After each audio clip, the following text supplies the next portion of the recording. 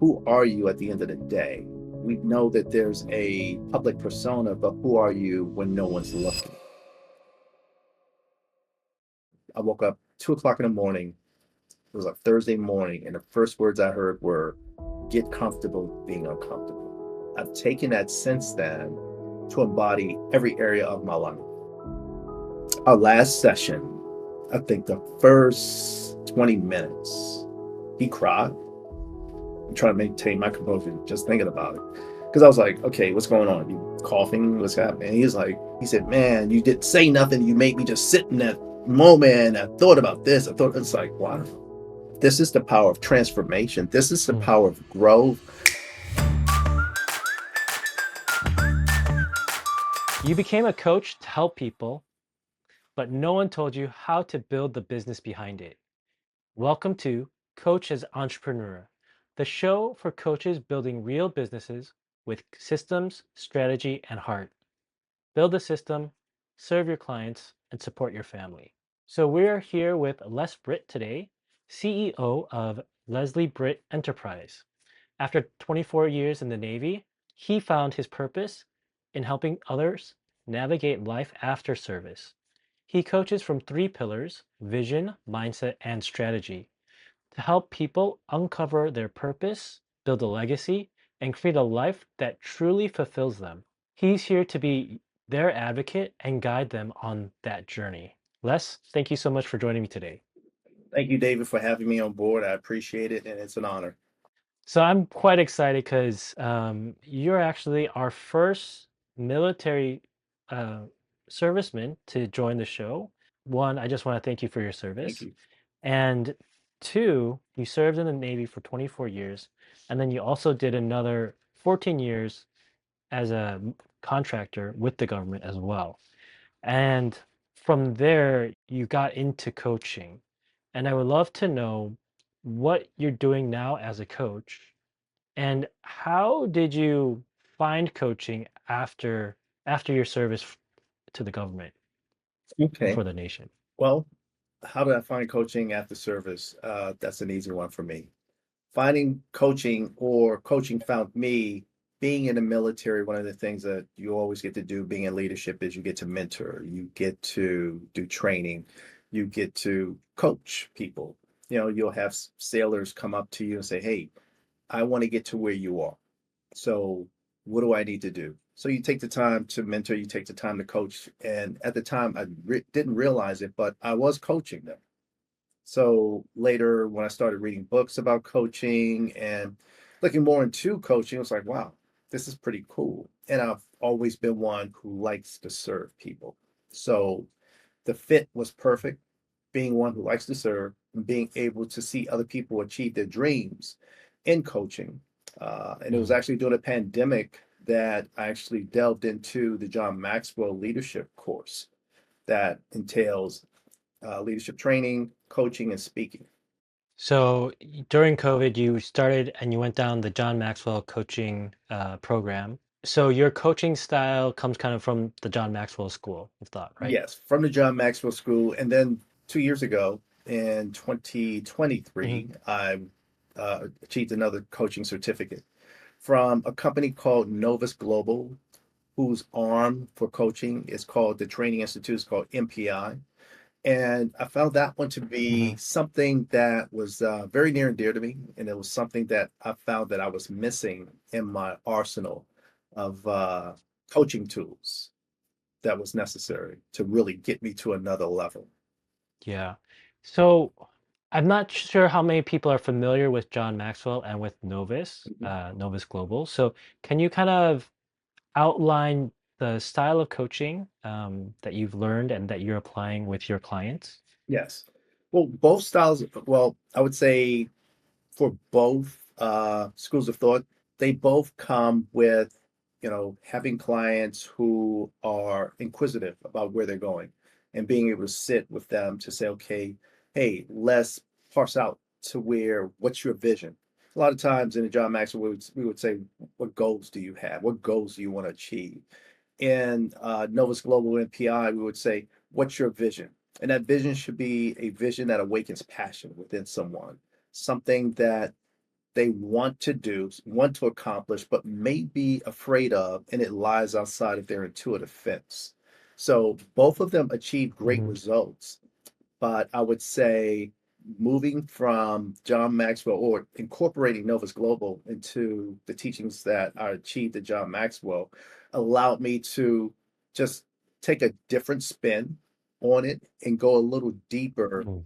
into, okay, let's really drill down into this vision so that we know at a granular level what it is you're trying to achieve, and then look at what's the time frame that you're trying to achieve it in, Mhm. and then look at what are your fears and doubts that you have about achieving this dream or this vision.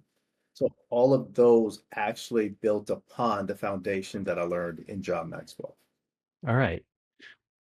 Great. I think that's really good then because it kind of starts around like that core central part of your coaching style is around the vision Mhm. that your client has for their life and like what are they trying to attain, Exactly. Yes. right? Mhm. Okay. Cool.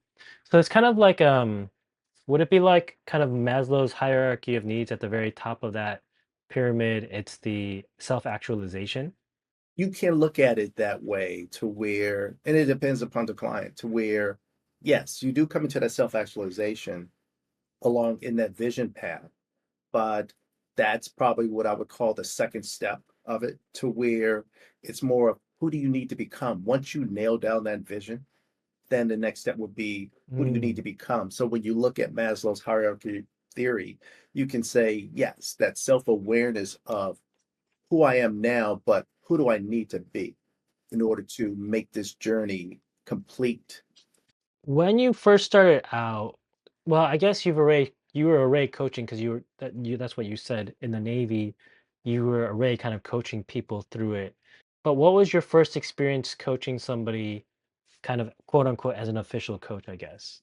It felt clumsy at first, knowing that I was stepping Y- out as a coach, as a certified coach into this arena to where now I'm getting paid for it. So knowing, I think the biggest thing for me was getting out of my own way, understanding, yes, I'm Mm, meant to be here and this is ordained for me to be here. So I can do this. And as I hmm moved along, slowly into it, asking client questions and seeing their reactions, and just at the same time trying to monitor myself to see how I'm doing in this process. Definitely clumsy.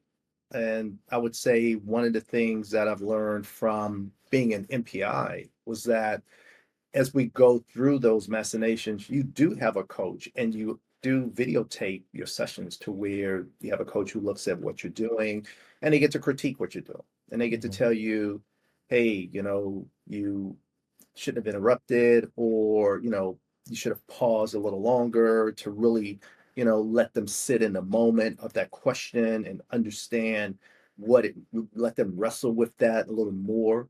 Be careful about being a consultant and a coach at the same time and offering advice when you want them to just dig inside themselves and say, okay, what is the answer to this question?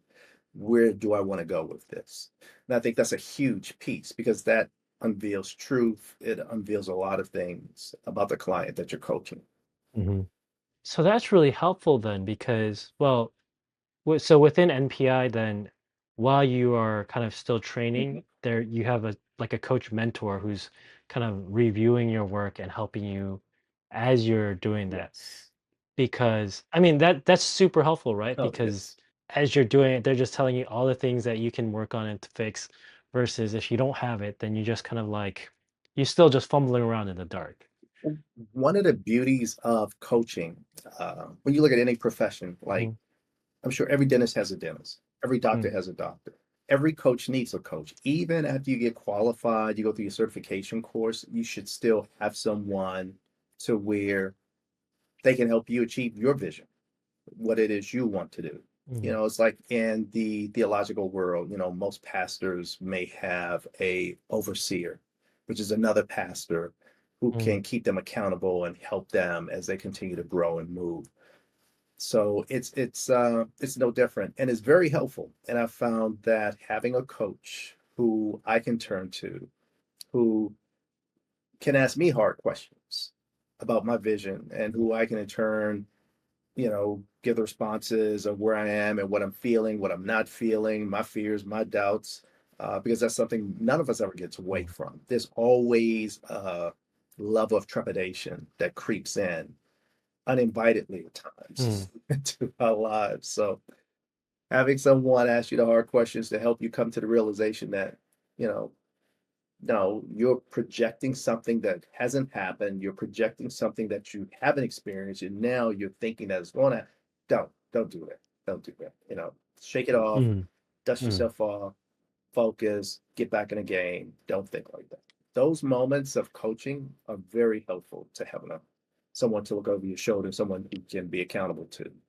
Yeah, and it's very interesting because in these conversations that I've been having with coaches and in this podcast, the coaches, they've all are saying the same thing. They all have a Mhm. coach.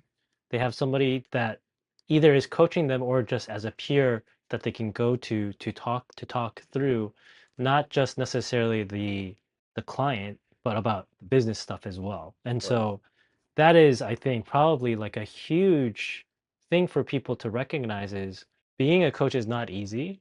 There's always ways to improve, and having somebody there that who understands your world, because it's not like you can, unless your friends are also coaches. There's not a lot of people who understand what you're doing, Exactly. and so they might not be able to relate with that. So I think that's very it's interesting because it keeps coming up in all of these conversations.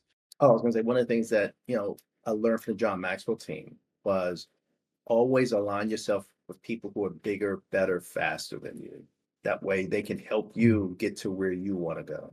Because no one can do this. When you look at life overall, no one does it on their own. No one, anybody who says, hey, I pulled myself up by my own bootstraps, it's like, really? Really? How much did you really Yeah. do by yourself? We all need people, and we all need each other Yeah. to get to where we want to be, especially when you look at the amount of time that you can spend trying to go further by yourself. Or, as they say, you can go fast by yourself, or you can go further when you have other people around you. So you want to be able to have the right people around you who are bigger, better, faster, Yeah. who've been down where the roads that you're now going down, Yeah. who have wisdom and can help you navigate those a lot better than what you could do on your own. Yeah. I'm the same way when I'm trying to learn something new. I'm trying to find some mentors or people who have done it, talk to them, understand, what is this thing that I'm trying to navigate down because, it's either I can try to like hit my head against the wall and just try to, yeah, bulldoze my way through it. Or, I can talk to people who've already been down that road and just kind of find the back door to skid through all of the hard parts. Exactly. So when you are transitioning into coaching, and I think coaching is probably very different from, work in the Navy or work in the government. Yes. What were some of the biggest what were some of the biggest challenges as you were making that transition in your life? For me, as an introvert, I'm not into putting myself out there. So to put myself out there among family, friends, and say, hey, this is what I'm doing, because I've always been a type of person, I'll do and you'll see what I've done, or I'll do and I'll tell you what I've done. So to be able to put myself out there and say, hey, here's my new endeavor, and this is what I'm going to be doing, there was a lot of fear with that I had to get over. I was never on Facebook before the John Maxwell team.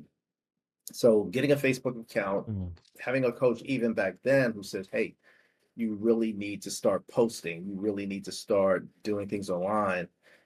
It took me a while before I really got comfortable with that. So becoming a coach, moving away from the W-2 environment of receiving a paycheck mm, for services rendered as a W-2 employee, it stretched me.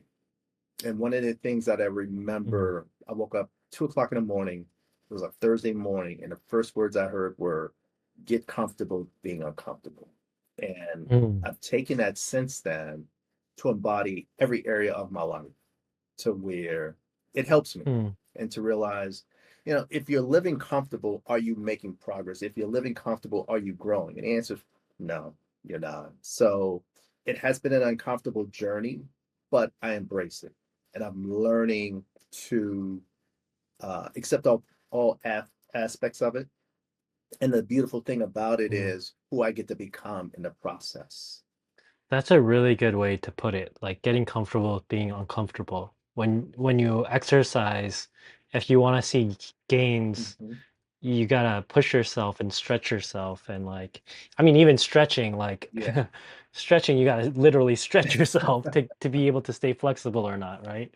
It's tough to do it, Mhm. but it's important, right? To keep growing and to keep developing. Exactly. I think one of the biggest things is learning that failure is an option and failure isn't fatal. So, and I think even as adults, that's something that we get away from, making mistakes. Oh, if I make a mistake, how's this going to make me look? Oh, what do people think about me? Type of mentality. So, being able to say, you know what, it didn't go as planned. One of the things I look at when you look at Elon Musk, and all his SpaceX launches. I mean, he's launching these things left and right, and they fail. But you look at someone like Boeing who's building them for the government. Well, we're going to wait 5 years before we put this thing in the sky. Okay. You know, whereas it's through trial and Yeah. error that he's learning that he's going to get it right through understanding, going back through Yeah. lessons learned. So there are some things that the military has taught me that mesh well into the entrepreneur coaching arena to be able to look at, okay, what went right, what went wrong, what do I need to change, what do I need to do differently, as well as having that Mhm. coach alongside me say, yes, do that, do this, or ask me the hard questions that help me really come from under my shell even that much more, to where now I'm like, I get it. I get it. So now I'm ready to move out Yeah. in whatever direction and take steps with confidence and a little boldness at times. That's good. I mean, with Elon, I think you can it's hard to deny his success Hmm. and his willingness to just break things along the way. Exactly. Because what is it? Edison had to go through what was something like 1,000 trials of a light bulb before he got it, but his whole mentality was like, I didn't fail that many times. I figured out how many different ways it doesn't work, and Exactly. then I got to. But it's hard because we feel like we have to put on, especially within this age of social media, this idea of perfection, Right. and we want to look professional and we want to this, that, and the other. We don't want to embarrass ourselves. So Mhm. going back to your point of being comfortable with being uncomfortable is you gotta kind of just put that thing aside, that fear aside, and just start pushing forward and figure out what doesn't work so you can figure out what does work. Exactly. Yeah. It's like the Nike commercial, just do it. Just put aside your Hmm. fears, your doubts, just do it. There is, I think one Yeah. of the things when you read about successful people, no one did something so perfectly and made all this money off of it the first time. Life is trial and Hmm. error. Life is, different things, people different trying different methods. And like you said with Edison, you look Hmm. at any fast food restaurant, you look at Revlon finally bought her company for over $1 billion. That was a huge sale to where, if you ever hear her story, she was on her last leg. She had her last loan that she could have Hmm. gotten. She was on Hmm. that show that, was QVC, and that was it. And she finally started getting sales. She was really at the end Mm. of her rope. The only thing left for her to do was go Mm. bankrupt and sleep in her car with her husband. That was it. And boom, all of a sudden she hit. But Mm. when you look at all the years, the rejections, people telling her, you're Yeah. never going to make it. No, you don't look like, you don't fit the type of person we want to have on a billboard. Getting that personal with her. Mm. It's like, wow. So when you hear stories like that and you see what people go through in order to achieve, their Hmm. vision in life, and really live in the fact of, hey, I'm moving in my purpose. It ain't easy, but I'm still moving and I'm not going to give up. I deserve to be here. and accept that and they embody it, you know, it sends a message to me, as a husband, as a father, as a coach, to no, don't give up. I think for me also, I look at my son, my 7-year-old, and I see how he falls and he gets up and he still jumps off the couch when my wife is not home, of course, Yeah. and how I watch him do that. And I'm like, yeah, keep jumping, keep jumping. I don't ever want him to stop jumping. Yeah. Take the chances, Yeah. fall, get back up, brush yourself off, and keep going. And that's when I Yeah. look at him, that's the message that I get, just keep going, keep doing. To be able to achieve things, we need to be willing to just put ourselves out there and kind of just try it and see what works and what doesn't, and just keep working and evolving. Yeah, it's funny how that life is like that sometimes. Yeah, sometimes it would be easier if we didn't grow up and we just well, not didn't grow up, but where we just kind of that part of our life we just didn't change and we just, you know. Yeah, I remember I had an admiral I worked for when I was in the Navy, and he talked about that, how, you go through school, your formative years in school, college, whatever, and you go from jumping off the couch to you're told get in line. And now you're in line. And Mhm. now you're just another cog in a wheel, and you're trying to just make it and Yeah. sustain yourself. So that fear Yeah. creeps in of I gotta stay in line. And Yeah. now I'm putting myself in a position, especially if you're a W-2 employee, to where it's like, okay, Mhm. I'm here not to create noise, not to, you know, Mhm. draw attention to myself, just to get a paycheck. That's all it get a paycheck, Yeah. and I'm satisfied with that. Then an opportunity opens up someplace else. And then, for me, it was Mhm. the pandemic. Woke up and said, I don't want to do this no more. I want to get away from this. So, what do I need to Mhm. do to get away from this? Because I know there's something that I'm missing, Right. something I need to be doing, but I couldn't put my finger on it in that moment. Mhm. So, but Mm. moving out from fear, moving out from the norm, and Mhm. being able to say, okay, you know what, I'm gonna jump off. All right, it's more hurt. I may look stupid, but it's not fatal. It's not gonna kill me. You know? Right. No, and that's good. And I think when coaches are kind of getting into this whole space of coaching and thinking about building a business, that's probably one of the harder things to do is to put themselves out there and just tell people like, "Hey, I'm doing this thing, I'm coaching," and then figuring out how to get in front of potential clients and customers, how to package their services.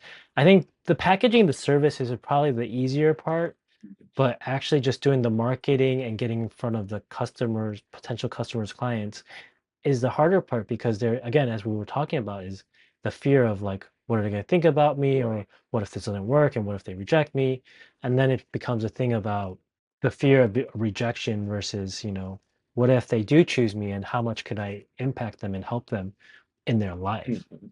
right? For you as a coach now, I mean, we've talked previously about some of the stories of impact that you've made in people's lives. What have you found to be one of the most rewarding parts of the work that you're doing as a coach? To see lives change, to see people realize that whatever they truly want to accomplish in life, they can achieve. It's not going to be easy.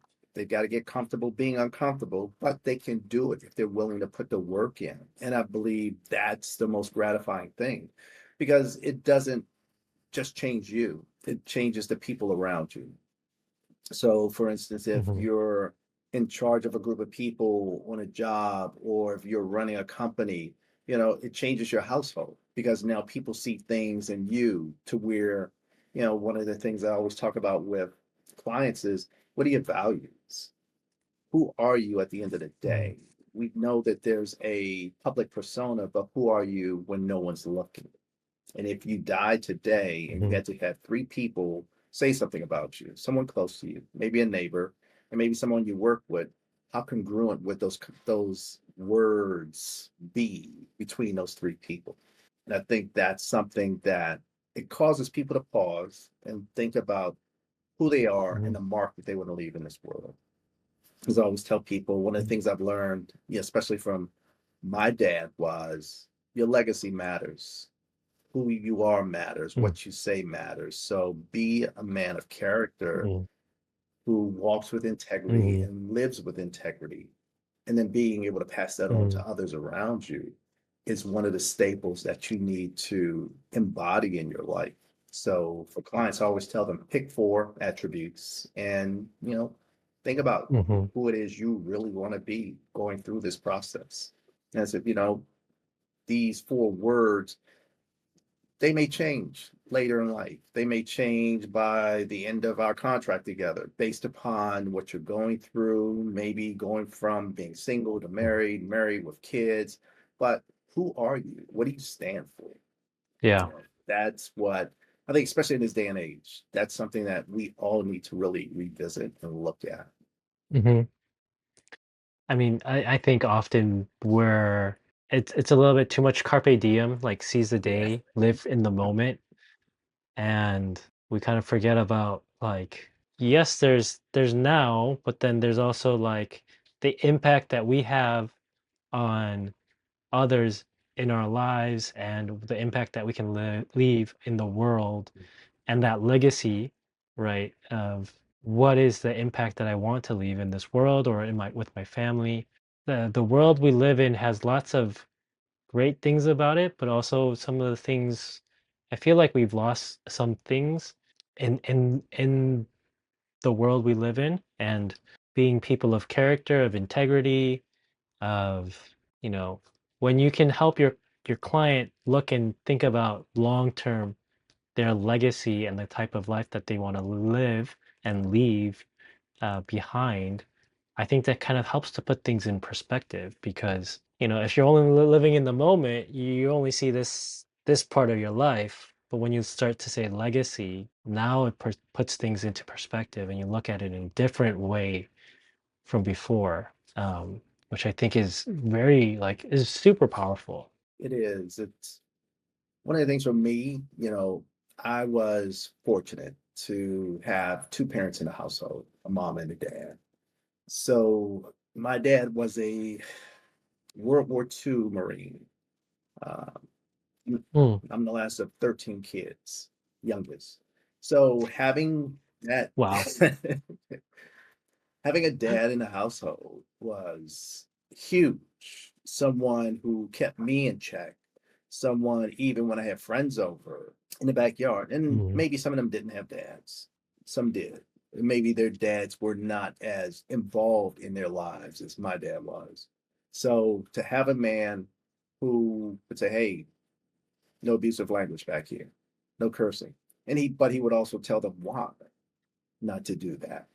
And he mm, would, if he mm, saw other things or heard other things happening, he would step in to say, no, this is how you should do these things. And to see all the guys, my friends who came and played with me young, they would address him as Mr. Britt. Yes, sir. No, sir. And then when I fast forward, mm, into the future, I would look at, being in the Navy, come home, I would see some of these guys, and some of them were doing good, some of them were doing not so good, had been incarcerated, things of that nature, mm, but they always spoke about my dad. Hey, mm, dude, I want to see your dad. mm, How's he doing? Because for those who didn't have fathers, they remembered those moments to when they had a mhm, male presence who stood before them and held them mm, to a level of understanding to where no, here's the do's and don'ts, and that mhm, meant the world to them. And I would see these guys, and I was, they would tell me what they were doing, and some of the things that they shouldn't have been doing that they were doing, how they got caught up or were in jail, whatever. And I'm like, are you cool? You sure you cool? Yeah, I want to see him. I want to see him. And they would sit in front of my dad and his childlike manner, and they would mhm, just tell him, Mr. Britt, man, I remember you told me this and you told me that. Yeah, I screwed up along the way, but I'm trying to get it right. I'm trying to get it right. And my dad would talk to them, mm, and give mhm, them wisdom. And I was like, wow. So when I think about that now, I'm like, that's what's missing, I think, for us. The whole character piece. mm, So I have a mm. 7-year-old. I know, we talk, you have kids. And I think for me, Yeah. being that man who my son can be proud of, that's important. Mm, And then being able to convey that into my coaching with clients to say, who right. are you? What do you stand for? What do you stand against? You know? I think that's super impactful. And again, this is one of those themes that keeps coming up in the conversations, which is like when we talk about coaching, especially in the business sense and in leadership sense, it's a lot of like you didn't become a coach to be a marketer. But if you want to build a sustainable business, you need a system that works for you while you're coaching. Coach Ops is designed to help you go from unpredictable referrals to a reliable marketing system without it feeling pushy or salesy. If you're ready to build something systematic, visit kyber5.com/coach ops. How do I work with people? How to do better communication? How do I do this, that, or the other? But it's all within the business context. Mhm. But again, the thing that keeps coming up is people are not just a leader in a business, people are a whole person. Right. And the work that you do with them doesn't just change them or impact them in the workplace, but it can actually impact and change them in their whole life, in their work life, but also in their personal life. Do you have a story that you could share about one of your clients where they were impacted by the work that you were doing Yes. in that way? One of my earlier clients that once I went through the MPI certification course and we had to have clients that we were coaching and we were being graded on as part of the certification process. He was with me for a whole year, and he started out. His goal was to make a certain six-figure amount at his store. His dad, you know, had 18 different locations. He was a manager of one. He met his goals. We went through the whole coaching machinations, conversations, and one of the things with him, even though he met the goals on the job, he became a different person outside of the job because he had to look at, okay, what are the characteristics of who I am that I want to have conveyed with the employees who are working with me. I remember after he Mm, really nailed that down and he started living it out, he came one of our sessions and he mm, says, hey, I had three people just quit. And I said, why? He said, because, once I told them, hey, this is who I am, this is what I'm, these are the attributes, these are the things that I'm embodying, these are the things that we will be doing as a team.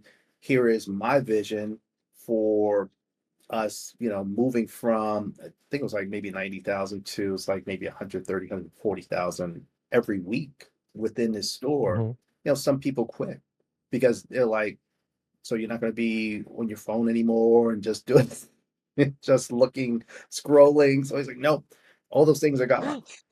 So I said, that's good. That's good. I said, because here's the deal. Everybody's not for you. Everyone's not going to like you. And I mhm, said, you don't want everybody to like you. And I said, it's not like you want people to hate you, but you want people to know you stand for something. So now you're standing for something. mhm, And he saw people, his mom told him, you're different now, to the point where mm, our last session, I think the first 20 minutes, he cried. And mm, it was, I mean, I'm trying to maintain my composure just thinking about it.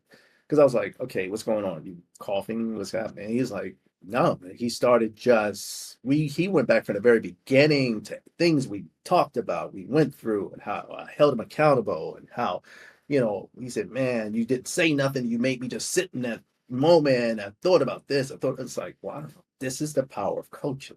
This is the power of transformation. This is the mm, power of growth, learning, understanding. And he took like a couple of weeks off and he came back mm, and said, hey, we need to get back up and start together again. I'm like, all right, cool, no problem. Because he realized, mm, yeah, I captured that vision. It was painful, it was rough. He had to get comfortable being uncomfortable, but he realized the power of coaching and said, there's other things I want to do. So I still want to work with you. Like, yeah, let's go. What's next? So I think that right. was the first moment to where I saw someone physically just that emotional. And I'm was like, wow. And Mm, I remember I was thinking to myself, the movie Jerry Maguire, where Cuba Gooding Jr. sitting with the ESPN guy, and he's like, you're not gonna make me cry. You're not gonna make me cry. I was sitting there with him and my mom said, I'm not gonna cry. I'm not gonna cry. And after the call was over, I bawled. I was just crying. I was like, man. But it was a powerful moment because I mean spiritually he changed. you know, from a mental aspect mm, of who he was and what he believed and how he was going to conduct his life, he changed. mm, As a mm, His relationship with his dad changed, his relationship with his mom changed, his relationship with his brothers and sisters, his relationship with his mm. coworkers and who he was. And it that allowed him to also be elevated to where his dad said, now you're ready to take over and be the marketing arm for all of the stores. Because he had also embodied the fact Wow. that, hey, I want to leave a great legacy within this store here. So he spent time training Yeah. his other supervisors who was there to take over for him, not even knowing that Mm, his dad was going to offer this position to him. But I think right. that's the power when someone steps up to say, yes, I want to be coached. And yeah, you may Hmm. hold me accountable and you may say things I don't like, but I'm going to suck it up.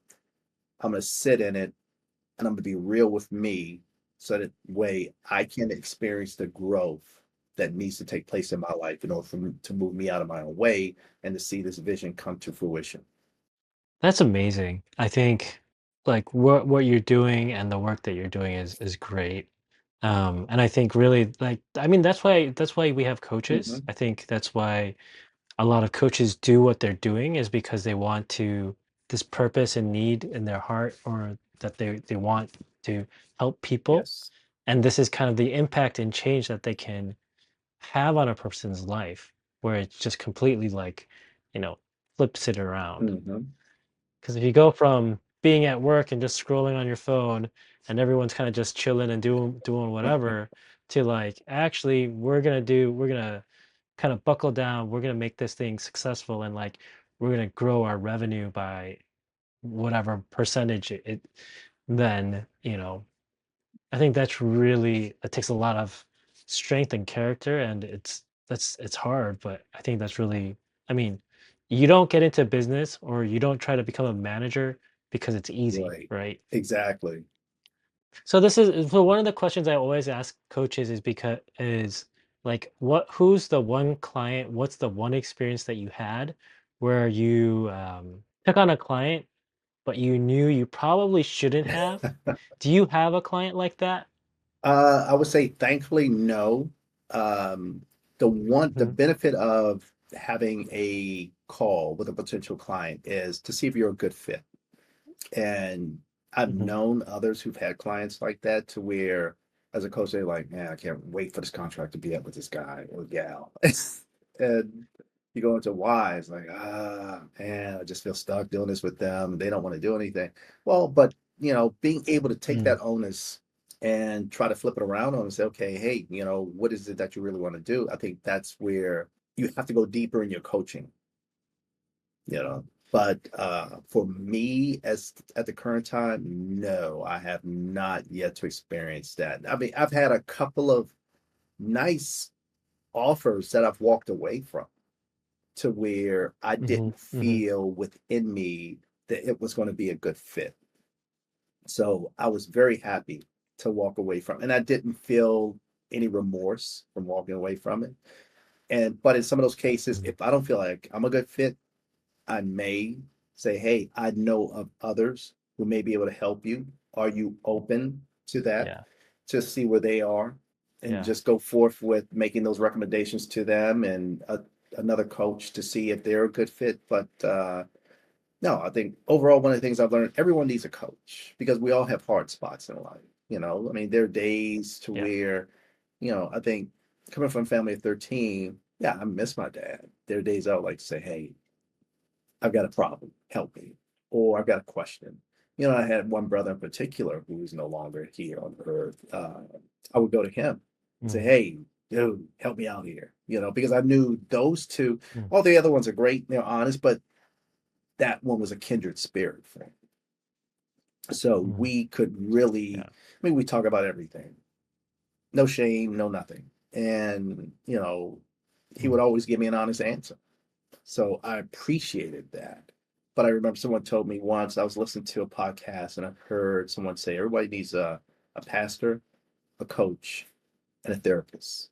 A therapist to help you deal with the past, a pastor to help you deal with the here and now, and a coach to help you see the vision that you may have for your life that you can't make sense of or get to on your own.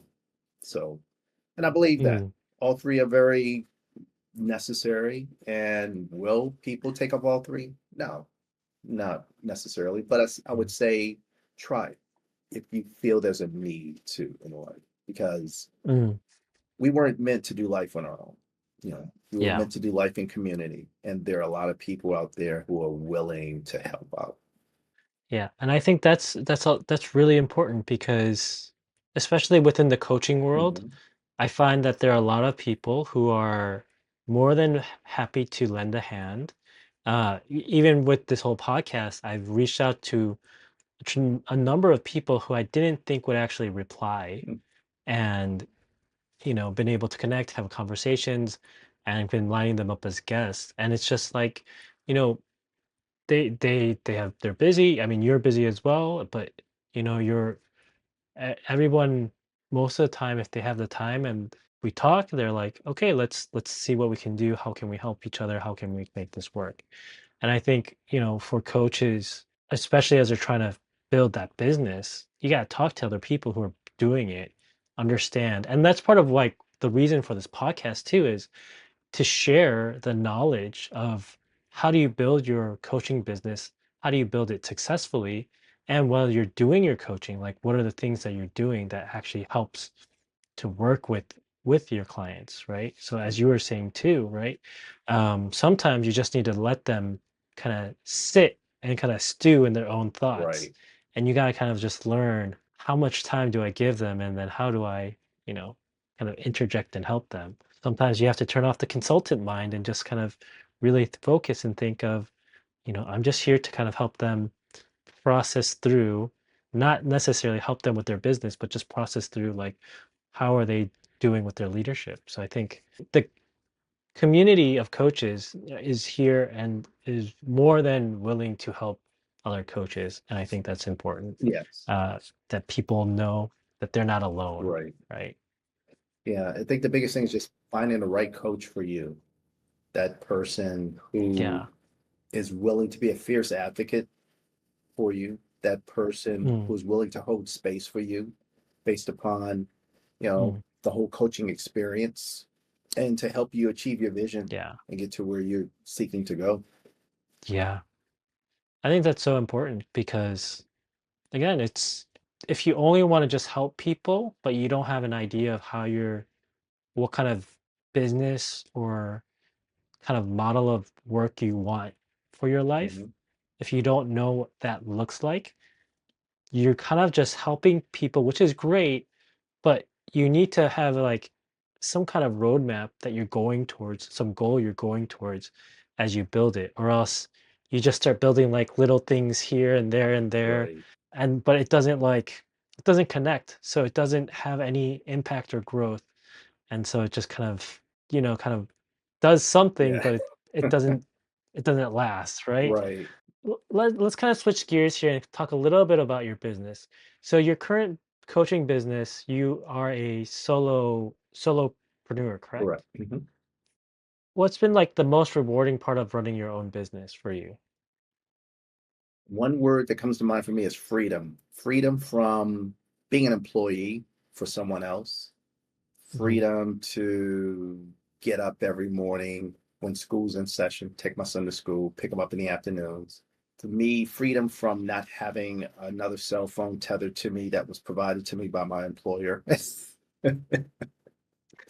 So just being able to really be free, doing my own thing, and seeing the results, Hmm. seeing people achieve their vision, seeing people who are living transformation in their lives. I think that is the greatest gift uh, Hmm. that I could ever ask for. Yeah, that's great.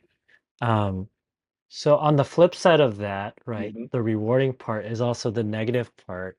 So what were the challenges that you expected as you were building your own business? But also, what were some of the challenges that came up that you didn't even think about, that kind of came up? Uh, well, I'll go back to something I said before. Biggest thing was me getting out of my own way, me being an introvert, not wanting to put myself out Mm, there, not wanting to post anything on social media mm, or put that work into where, man, I don't know these people. Who are these people? So put myself out there for that.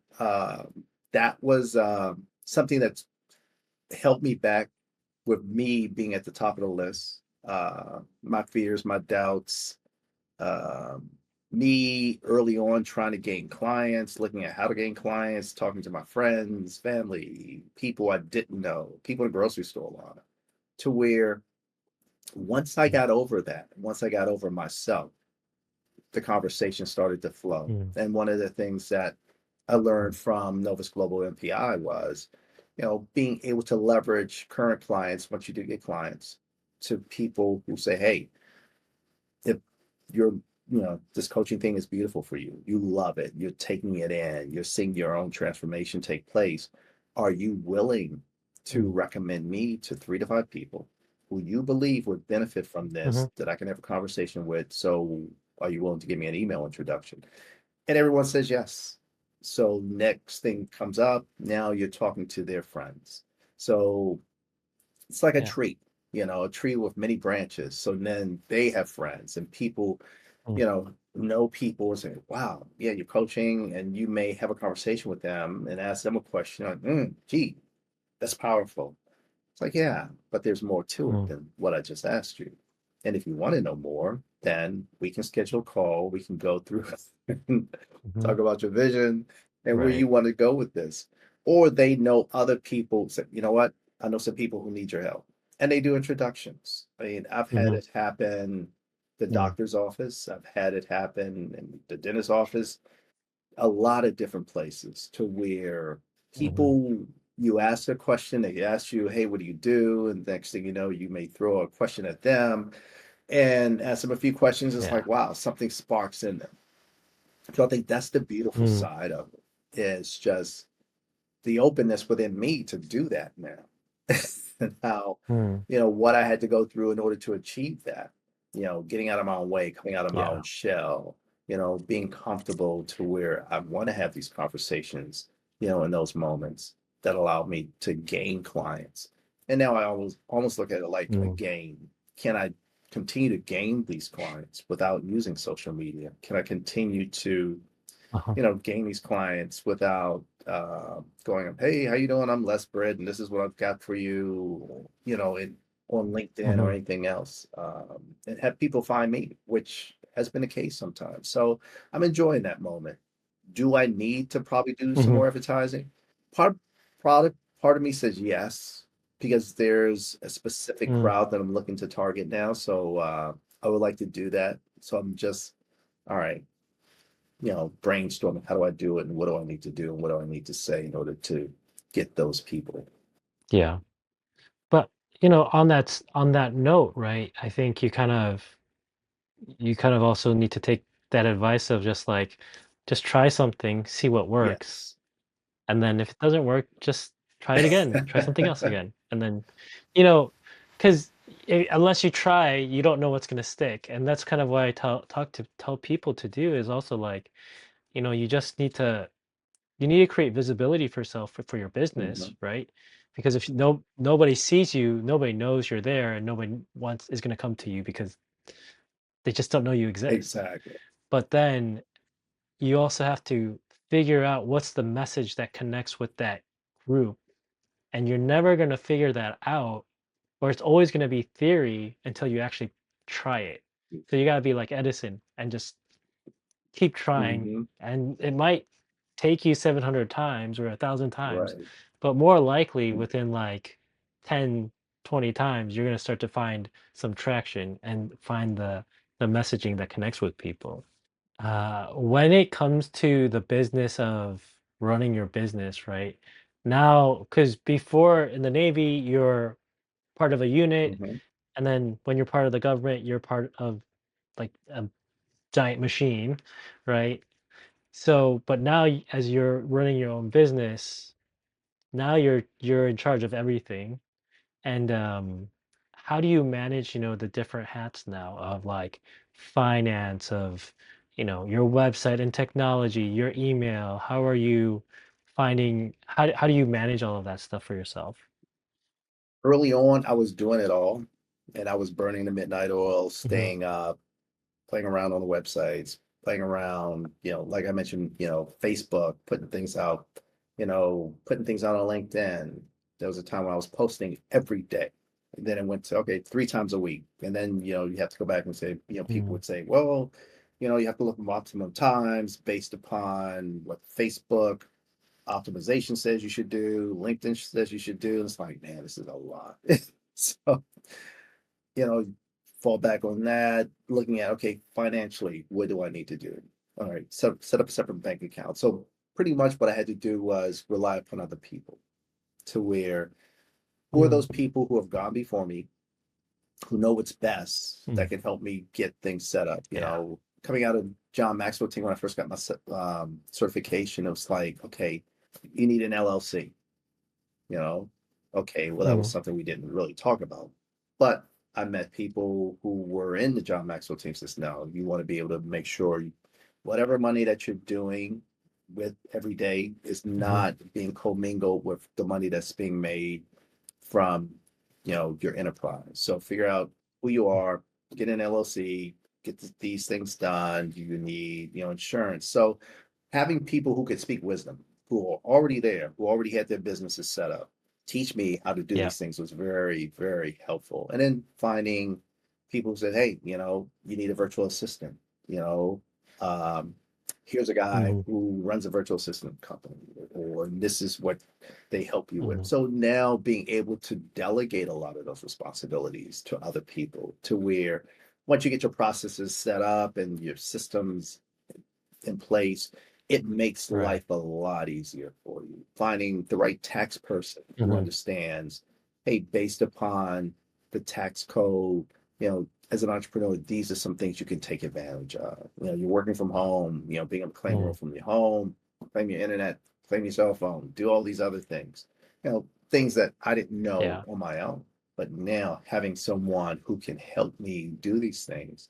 So it's Yeah. basically I think, and most entrepreneurs start out the same way. You start doing these things on your own till either you get tired, frustrated, burnt out, or you realize, okay, let me get the right people who can help me do that. And, I have a client now who, one of the things was he was feeling overwhelmed, and he talked about how he needed HR, he needed this, he needed that.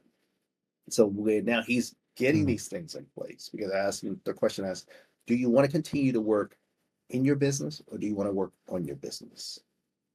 And what do you need to Right. accomplish in order to work on your business?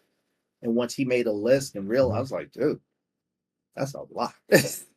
But he's slowly going through and he's getting it done. So now he has, HR services being provided for him. He's got, standardization Mhm. for all his employees. He's got his template, laminated to his places of business to where people understand, hey, here's the company values. This is who we are. This is what we do. This is why we do it. Here's the expectations for everyone.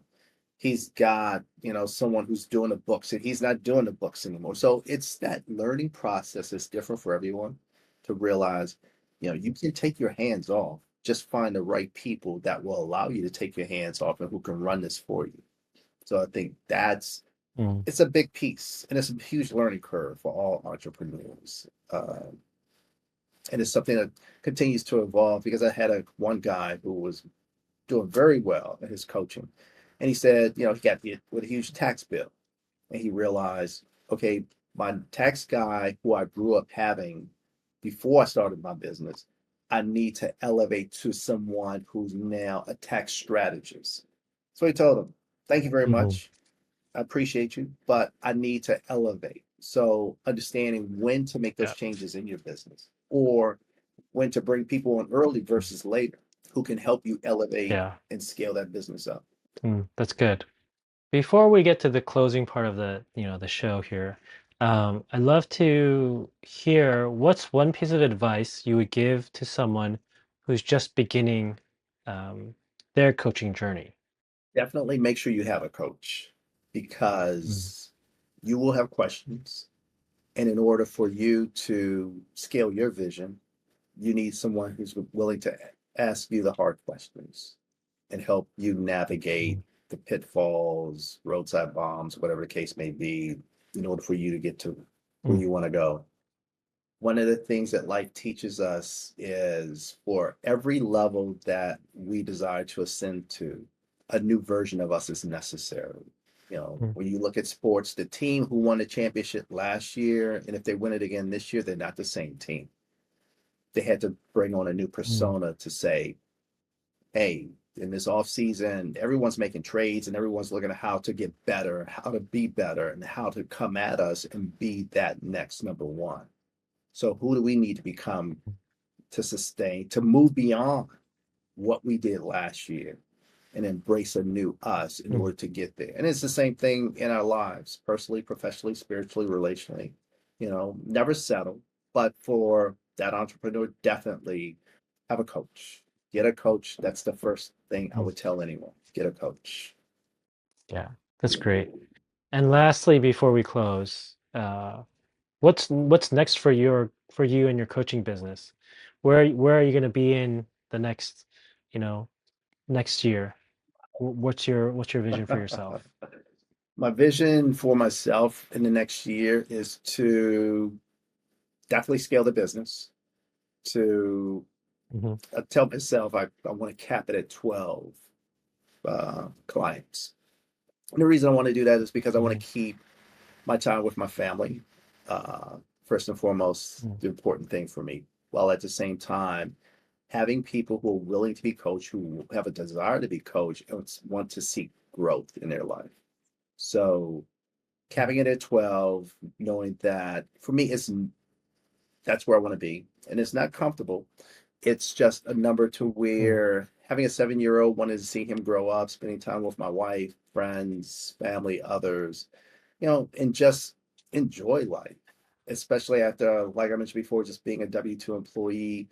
It's not about toys, it's not about money, but it's about being able to soak in the moment and to have the right people around you who are willing to enjoy those moments with you, have a nice meal, and have laughter. That's what mm. life for me embodies, and that's what I want to do.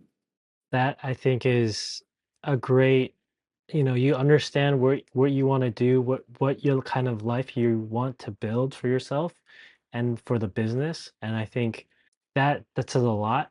And I'm really excited to, have another conversation with you in a year's time to look back at this episode and say, did you make it? Are you happy? And, so and congrats because you did make it, right? Exactly. Because I think you've got all the makings and the possibilities and ability to get there. Now you just kind of hey, go out there, put yourself out there, keep testing and trying new things to see what works and what sticks, right? Definitely. And yeah, you're gonna be there. Thank you so much for your time today. This has been a lot of fun. Yeah, and I think this has just been a really great episode, and yeah, I think a lot of people are gonna enjoy it. I look Thank you forward so to it. much. Thank you for inviting me. It was a privilege. Want to stop guessing and start building a marketing system that actually fills your calendar? Head to kyber5.com/coachops and let's get systematic. That's it for today's episode. I hope you grabbed something useful you can actually apply in your business. If you did, leave a comment or share it with a friend. And hit subscribe if you haven't already. I'll catch you next week.